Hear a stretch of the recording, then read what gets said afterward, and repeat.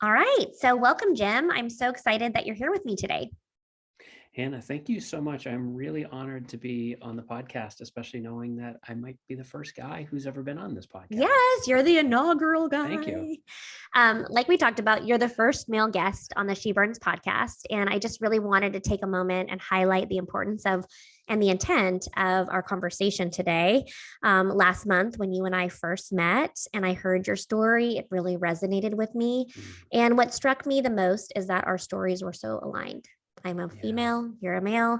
And it was so refreshing for me as a woman to hear from a male's perspective what your experience was with burnout and the key lessons that you've learned along your journey. My hope today is that our listeners hear this interview and that there will be some key learnings for them about some new ways to identify, support, and connect with the men in their lives who may Mm, also be suffering from burnout. yeah. Thank you. I think there's a lot there. I can't wait to explore it. Perfect. So, why don't we start with you telling me and our listeners a little bit about your personal burnout story? Sure. I could start probably at the age of 9 when my mom invited me to take out the trash. And the way that she did it, she had just kicked her live-in boyfriend out. He was an abusive, addictive sort of person, really difficult to have in the house. And she had kicked him out the week before. And it was Tuesday night. And she said, it's time to take out the trash. And since you're man of the house, you need to take the trash out. Wow. And I've reflected on that many times in therapy and also just over the years, and realized that what that did is it planted what I like to refer to as a burnout seed in me. It was this belief of who I had to be and what I had to do in order to feel safe, in order to take care of my family, to be a male provider at a really early age, which is a big part of my narrative and part of the research that I've done on burnout.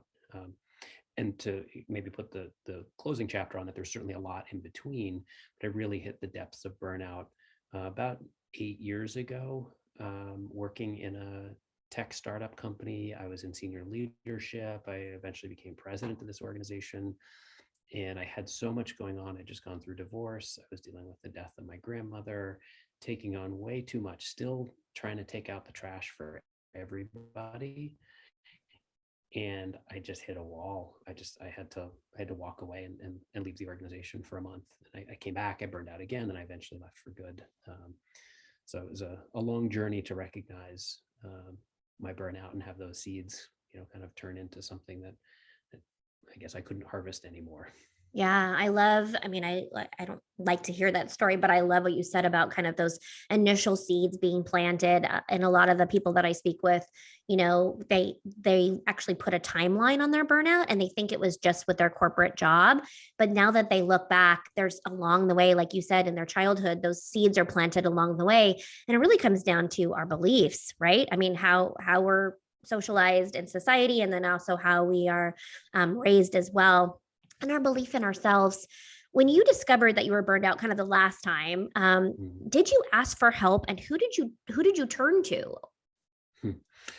No, I didn't really, not for a while. Right. It took me a while to recognize that what had happened to me, what I was experiencing was burnout. Mm-hmm. And I didn't know who to ask for help from. I didn't see it as even a viable option. And I know from a male perspective, with the cultural norms that we have, um, that we're not supposed to ask for help. We're Mm-hmm. supposed to be strong and stoic and in control and not have emotions.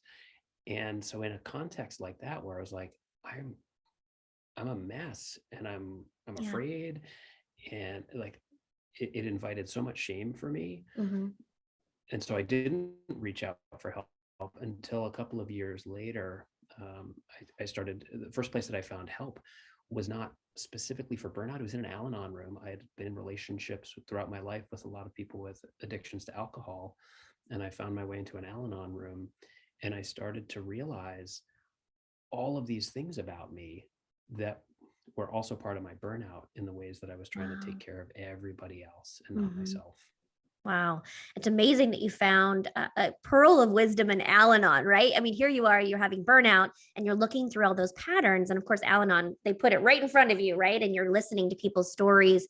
Was Yeah. that kind of the first moment that you're like, okay, it's not necessarily a burnout support group, but there's so many different patterns and I'm not alone? And when you realized that you weren't alone, what did that feeling feel like? Oh, I sobbed. It was such a relief to be Ugh, able to be in this room and to be able to share my story and know it wasn't going to go anywhere else and nobody was going to ugh, yes. shame me for it or anything. And I cried through a lot of those meetings for a while. I was just letting out so much built up stress, anxiety, fear, Mhm. anger, you name it. I was really coming alive by letting out a lot of this pain I'd held in for a really, really long time. And were there other men? I mean, did you look around and were there other men kind of feeling those same feelings and they just were in a private place and nobody knew about it?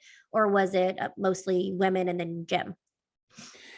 Do you mean specifically in the Al-Anon Yeah, rooms? yeah. Yeah, it was largely female. Okay. I would say maybe it was a 70-30 mix, Okay. but there were other men there, and that was essential for me. Hmm. A man brought me to my very first meeting, and it was this moment where I was like, "Oh, here's this guy who I thought was like really strong, Hmm.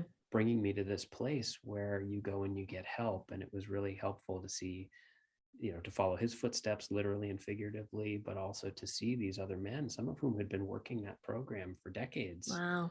really showing up vulnerably and showing their true selves instead of Hmm. just this false veneer that says, I got it, Right. everything's fine. At that moment when you said you consider this man strong, it sounds like you looked up to him and then he's kind of guiding you to this new way of thinking. Mhm. Did that at that moment, did your vision or thought or strength, the word strength or strong, change in your mind? Were you like, okay, this is what strong is? Strong is stepping up to the plate, saying that I have an issue, reaching out, asking for help. Did that pivot or change the lens anymore? That's where it started to change for me. Yeah, that's a great question. I don't think I'd ever considered it because Mm-hmm. I've really come to understand strength over the past 8, 9, 10 years in a much fuller way. Good. And that it is about all of the parts of us and our courage to show who we really are and what we really feel. And yeah, it started there. Wonderful. After you were, getting the help that you needed and you saw some role models who were demonstrating what a new level of strength or being strong meant, what was that journey like for you? Did it happen overnight? Was it months? Were you able to kind of go back into your old life or old ways? What was that pivotal point for you of like starting to heal and feeling that healing? For me, because it had been several decades of packing it in and hiding Mm-hmm. what was really going on, it took me years, honestly, to get out. And it was this compartmentalized way. I kind of think of it as, if you had kids and you had those little section trays that have the different servings that, Yeah. so nothing ever touches, right? Yeah. Like I would start with one part of my life Mm. and I would feel like, okay, I can be in the Al-Anon rooms, I can be fully myself, but when I go to work, I still have to be locked Mm. down. I got to be wearing a mask. With my kids, can I be more vulnerable? With friends, can I be more vulnerable? Eventually, there wasn't much left of my professional life where I felt like I wasn't being truly myself. And then I finally let that go. And it's like, cool, I just get to be myself all the time. It's amazing. Why did you try to let go at work and it didn't go well, or you just had in your mind that you had to still compartmentalize yourself at the work in the work arena as well? A lot of it was the latter, that the cultures that I worked in did not seem to welcome me showing up with emotions or vulnerabilities. I was in leadership positions. I mean, I was a president, I was a CIO, I was in Hmm. these big decision making roles in organizations, and it didn't feel welcome. And Mm. anytime that I, sort of edged into that territory, I remember doing this with my boss one time and talking about some really vulnerable stuff. And it was actually, my boss was a woman, and she came back at me with like this backlash. So I was like, whoa, what, she just wanted me to get back to focusing on work. Wow. Wow. That's surprising. So, what was the biggest surprise of burnout and how it affected you? Were you like, okay, well, I'm personal and I'm a dad, so I can be a little bit more open to my kids. Obviously, I know I have to kind of shut that point part of myself off at work. But what's been the biggest surprise overall at burnout? Was it the fact that it took so long to heal? Was it was it that you're still on the journey? Like what was the biggest aha for you? The biggest aha for me has actually come in the last 6 months to 6 to 9 months. I came across some research by a doctor by the name of Dyke Drummond, who explains that burnout isn't a problem. And I was like, it's not a problem. Of course, it's a huge problem. And he said, no, it's not a problem because problems have solutions. Right. And burnout, if it had a solution, we wouldn't be dealing with it to the extent that we are. It's a dilemma. It's Hmm. this complicated mix of problems that requires a customized set of strategies for each person. And when I heard that, I was like, of course, that makes total sense. And I realized in the wake of that insight, what strategies I had built over the years, because by that point I was out of burnout. And I realized like, oh, I used strategies. I didn't use a single solution. I started trying a bunch of different things and finding what worked for me. That makes sense. Isn't that an amazing aha when those research people kind of come out of the woodwork and you're like, you just stumble on an article and you're like, why did I not know this before? This is so life changing and it changes your lens. You talked Yeah. before about, strategies. As you've healed from burnout, what strategies did you use that worked and what didn't? Right. So if we have a male listener today or any of our listeners today, and they're like, God, what can I do? What would be Jim's takeaways? What strategies would you say you would start with? My number one strategy has been community in broad brush strokes. It started with that Al Anon room, those Al Anon groups. It continued in a very unexpected place. I do improv comedy. I actually followed my kids into it. They were doing improv comedy classes after school. And I was like, I got to try this. And I found another amazing community where I could be myself. Um, I became a coach a few years back when I left my corporate career to into something I loved. And I found a whole new community in the coaching industry of just wonderfully open-hearted people, big Mhm. souls out front. And I actually realized over time that in those communities, in those spaces with those trusted relationships, what I was building was intimacy.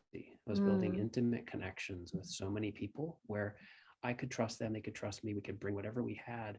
And therefore, and I have so many of them now that all the stresses that pop up in my life, I have somewhere to take them. They don't Mm. stay inside me, I don't burn out. So nice. I think that that's you hit the nail on the head. We're going to talk a little bit more about intimacy when we talk a little bit about your book, but isn't it interesting how with COVID, it seemed like COVID has really shined a bright spot on burnout, right? Thousands of Yeah. people were burning out. Millions of people have burned out before COVID. Like it wasn't, this unique thing that COVID brought burnout, but it's certainly uncovered and unearthed a lot more cases of burnout or people talking about it, bringing it to the forefront. But it isn't it interesting how you said your first strategy would be tapping into community. And what COVID really showed us and highlighted is how isolated we became. So, do Yeah. you think that COVID was really in this, great resignation and this pandemic and all the implications? Do you think that that's a reason why burnout has come so up to the full surface and unearthed right now because that connection was taken away? What would kind of be your thoughts on that? Yeah, between the connection being taken away and having to look at ourselves in this different way, we had to reorient so much of our lives and realize, what do we care most about? I mean, I think, Mhm. I'm 51, I'll be 52 later this year, and I've had a couple of friends from high school die in recent years. Tragic, circumstances, being, that young. And I was like, oh, mortality, right? I'd Mhm. never thought about my mortality on any serious level. And I think the pandemic caused us all to think about our mortality because we didn't know for so long, like, am I going to catch this and die? Right. And it's like, so then the question is, well, what really matters? Hmm. And like, wait a minute, I'm spending 60 hours a week at work and I'm coming Yeah. home frustrated and I'm not spending quality time with the people that I love the most. Yeah. What's going on here? Yeah. For sure. Definitely raised it to the surface. And I think now more than ever with, people like you and people like me that are highlighting people who have been through burnout and there's life on the other side, there's really a great life on the other side once you work through burnout and implement strategies. There's a lot of things that don't work and trust me, it's painful, but it's Yeah. worth it at the end. This season's podcast is all about resiliency. And we're Mhm. talking to women and we're exploring the question, what do you do when you're done, when you're so done, but Mm. you just can't be done? What advice would you give to our male listeners, female listeners about working through burnout and leaning into the theme of resiliency? What would you say? My first thought on that is stretch the timeline. I think we get so fixed on when things need to happen and the Mm, pressure starts to build up. And as a single parent who has a job, who has a social life, like there's so much going. I own a home, like all the things that you have to do. And I can get myself pretty quickly still into this notion of, oh, I've got to do something. And if I can stretch that timeline, if I can look at when does it really need to happen, I mhm. know create space for rest. Because for me, the other thing that comes up around resiliency is I need to rest. I Mm, can't be on all the time. It's not how we're designed as creatures. right. We're just not physically wired that way. So how do I create more space in my life so that I can rest and have the bounce back for what I need to do next? Hmm. As you think about that, it sounds like you've learned to rest and learn Yeah. to stretch that timeline a little bit. And that's where those burnout strategies come in.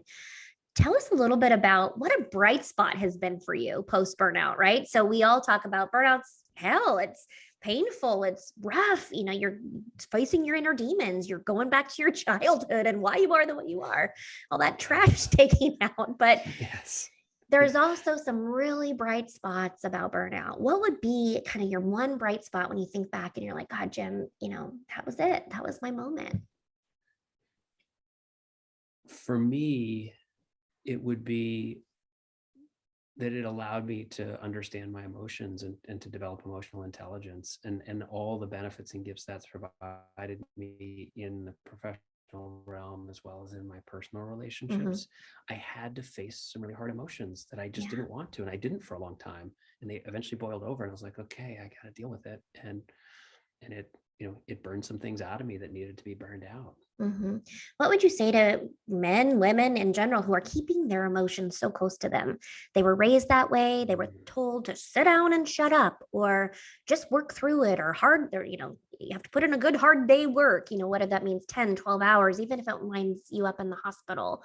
What would you say to those men Yeah. and people right now that are like, I would love to tap into emotions. That sounds so great, Jim, Oprah, Hmm. Hannah, but how do Hmm. you do it? Like, how do you do it? And what are the steps that you can actually tangibly do to get from the emotions in your body to out? Yeah.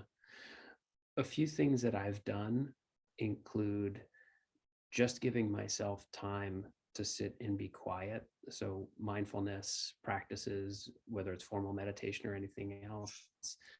So, I can just be honest with what's coming through me. Mhm. And instead of trying to think my way through what's going on, actually feel. They're called feelings. Yeah. Like, what do you feel in your body? You might even feel it in your head. That's cool. That's where, Yeah. a lot of men spend a lot of their times.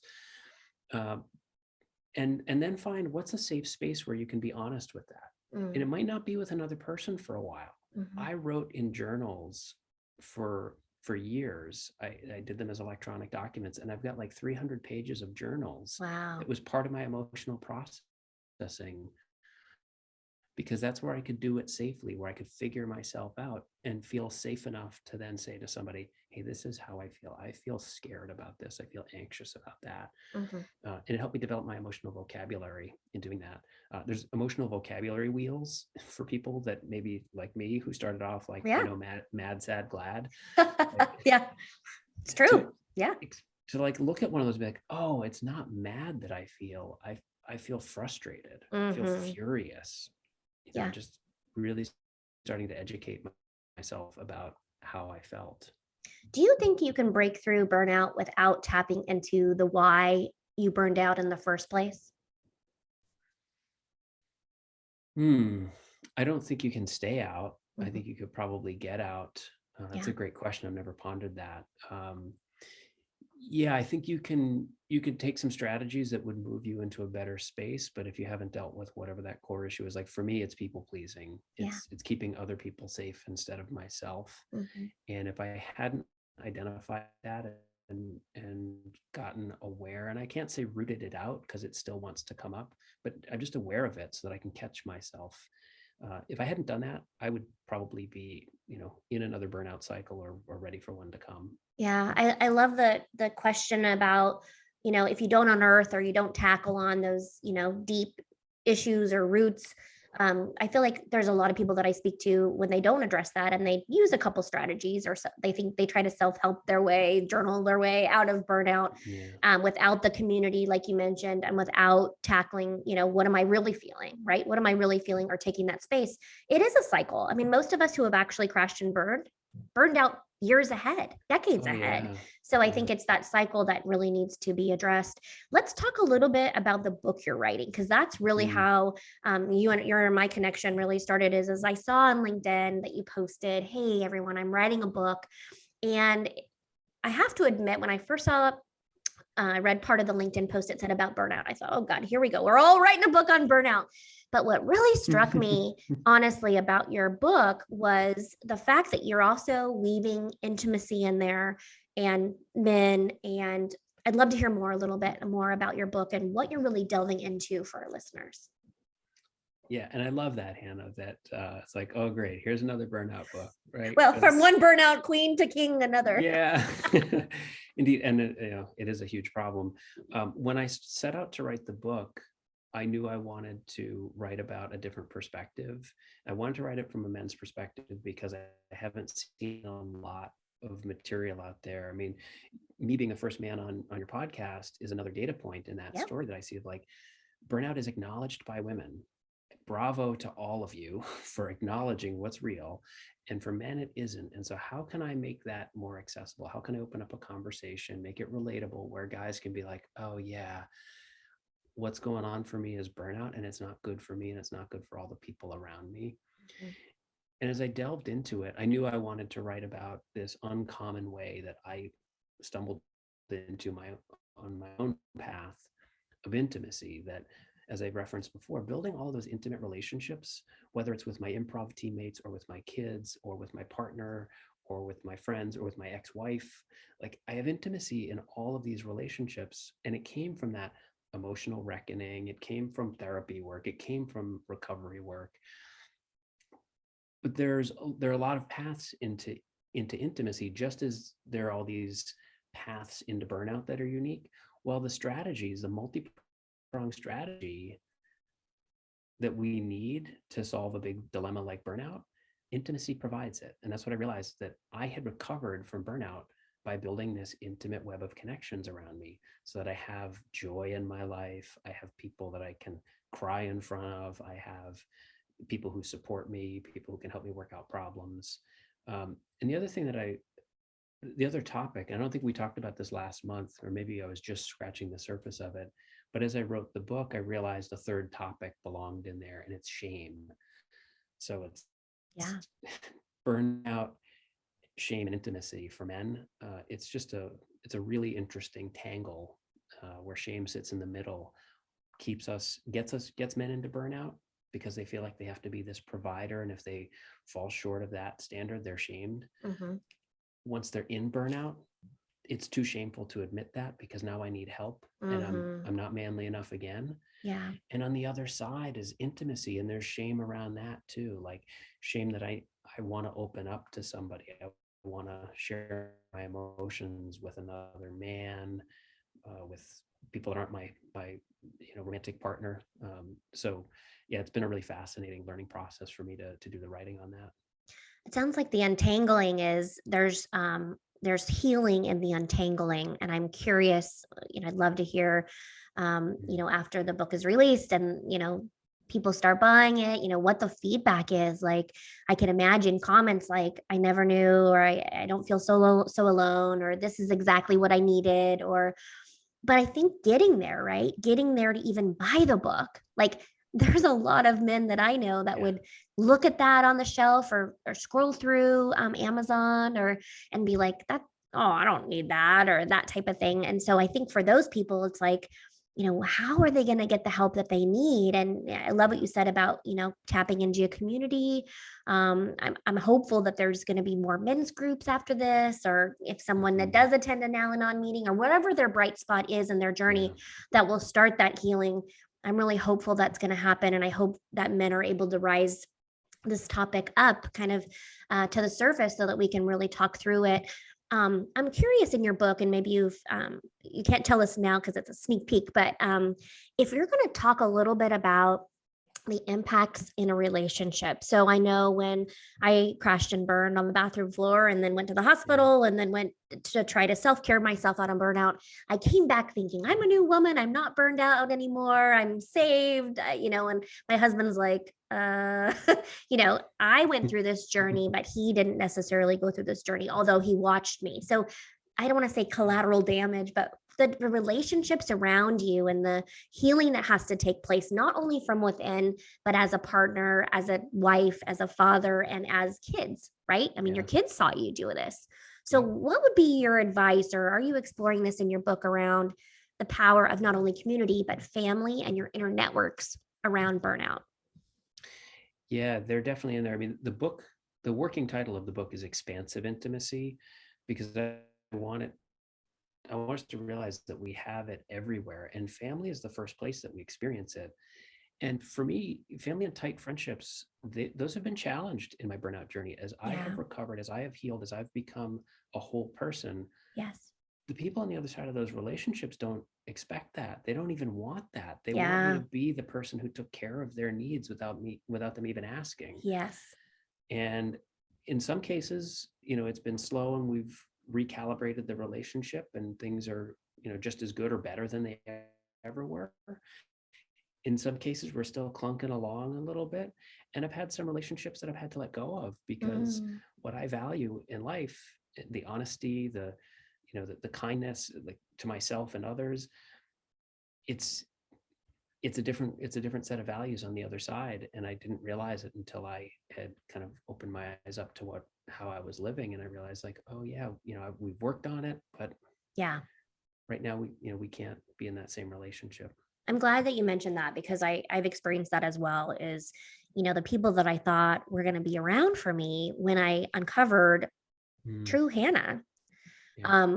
Most have been there, right? But and then we've laughed and cried together, but a lot of them aren't prepared for the boundaries that Yeah. I've needed to set, or Right. the no's, Hmm. or what, that doesn't work for me. How about this? And those kind of statements. And there is a certain amount of, you lose parts of yourself, you excavate part of yourselves in your burnout journey because you're trying to get down to the true Jim and the true Hannah, but you Yeah. also are excavating relationships and bringing those relationships that maybe you even thought were never going to be close. People surprise you as well, right?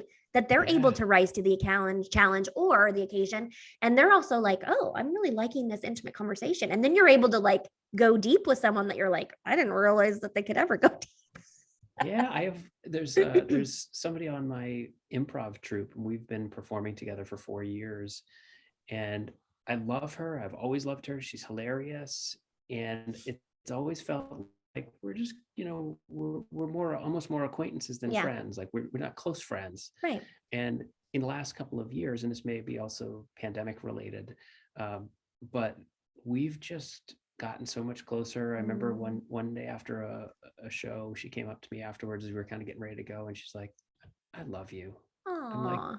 Yeah. "I love you too." Yeah. It's like Yeah. there's so much more of that flying around in my life than there ever was before. Those Ugh, three words. that's so wonderful. And I think just tapping into those, like you said, I love what you said about, community and the importance of community. And, there's going to be some really dark times and breaking through burnout and working through burnout, but there's also such bright spots. Now Hmm. being on the other side of burnout and like almost looking at it like, okay, that was pre-burnout Jim, and now it's post-burnout Jim. What would you say would be the biggest advice to people listening? Like, what hope could you give them, right? If you work through burnout, or you work through these emotions, or you help identify your emotions, then what? Mm. That people aren't gonna push you away. That Mm, that this is normal. This is actually normal, and you're not some. Yeah, and I'm thinking specifically of the male audience that I usually speak to, is that you're not this weak, defective, unmanly person because you got into a rut where you ended up burning out.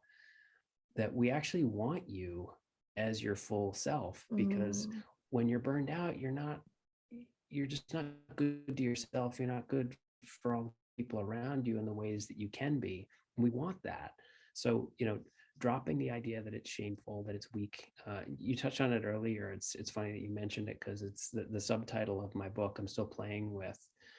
But it might be something like expansive intimacy, the ultimate tough guy move. Like mm. flipping the narrative, Yeah, that to yeah, be intimate for a guy, that's actually what's harder than being stoic and yeah. robotic and all of that. Like, let's actually be tough. Let's Hmm. show our full selves. I love that. I have to tell you, I value my male friends so much, and I love to get in really deep conversations with them.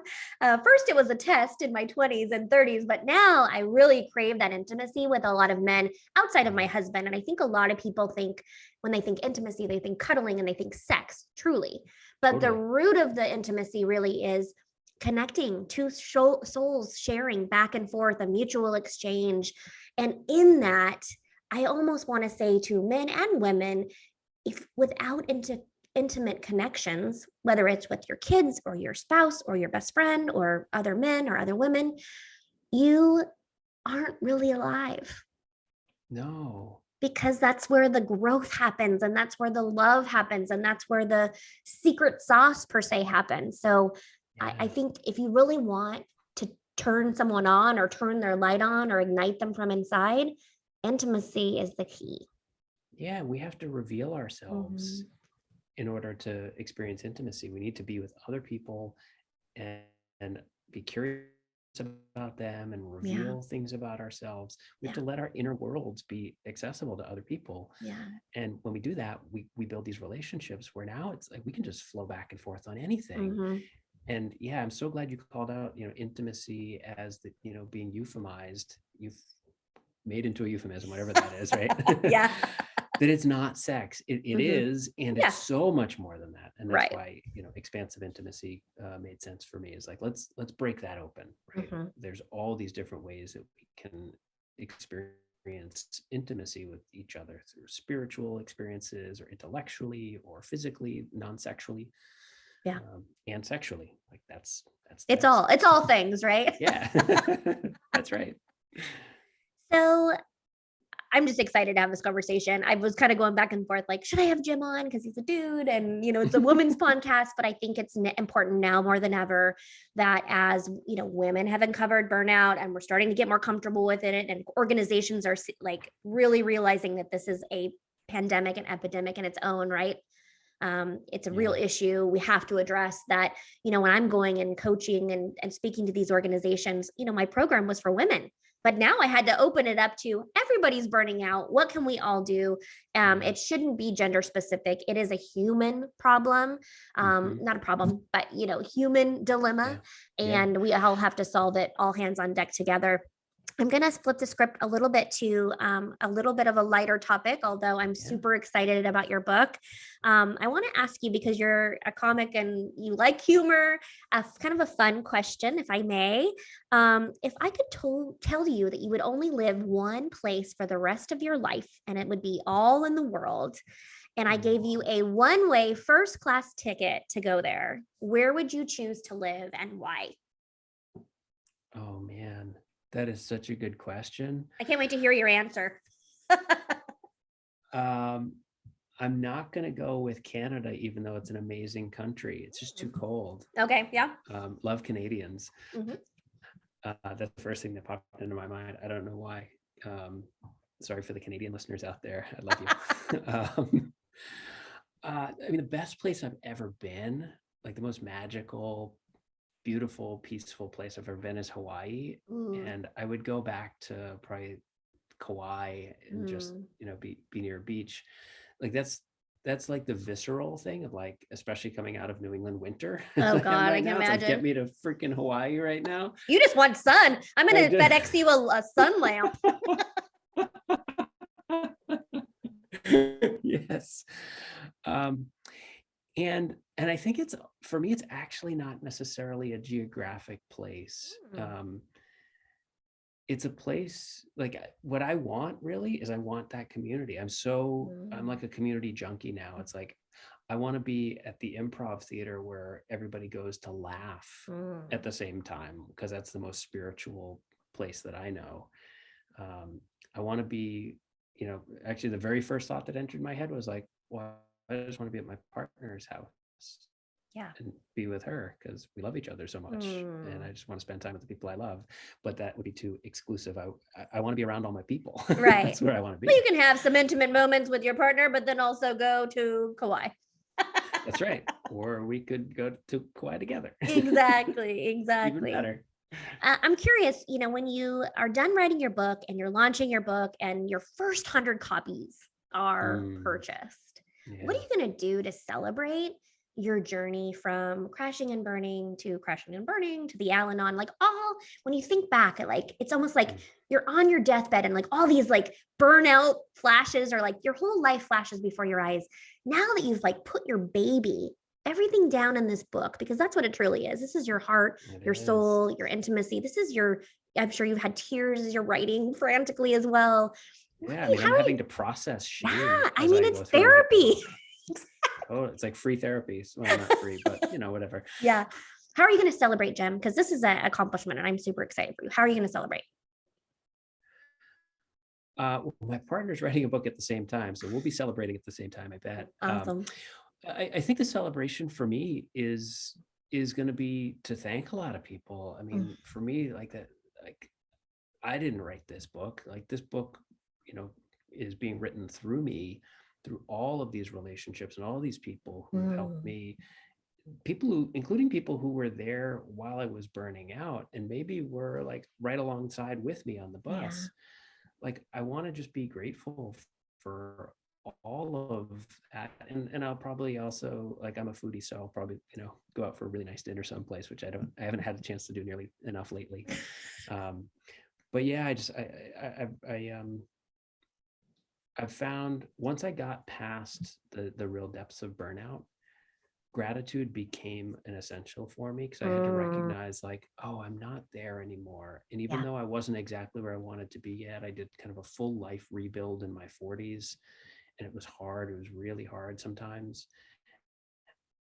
I as I as I got gratitude about what I already had, everything else seemed to clear in front of me. It just Mm. became a lot less friction, a lot easier.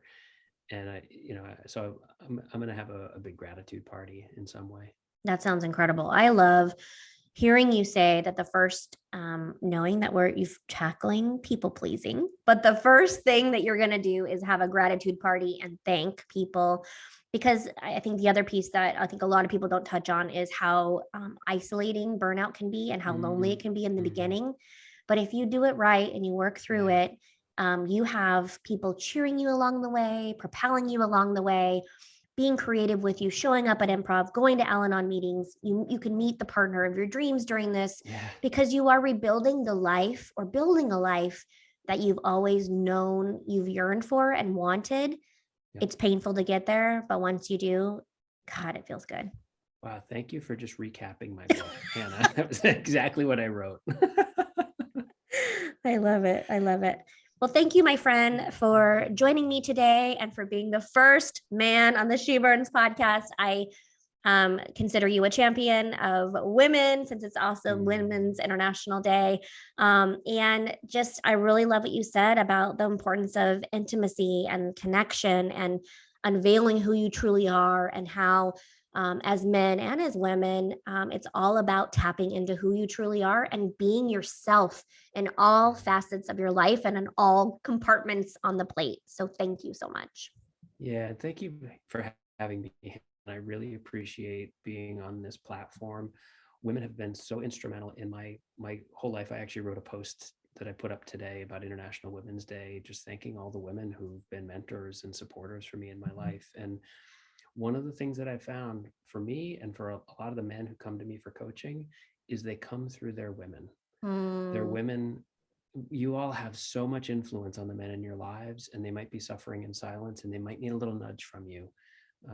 And there are guys like me out there who are in organizations that are there to catch them and help them get to a place that they can build that life that they want with you. So again, thank you so much, Hannah. I really, really appreciate what you're doing. thank you, Jim.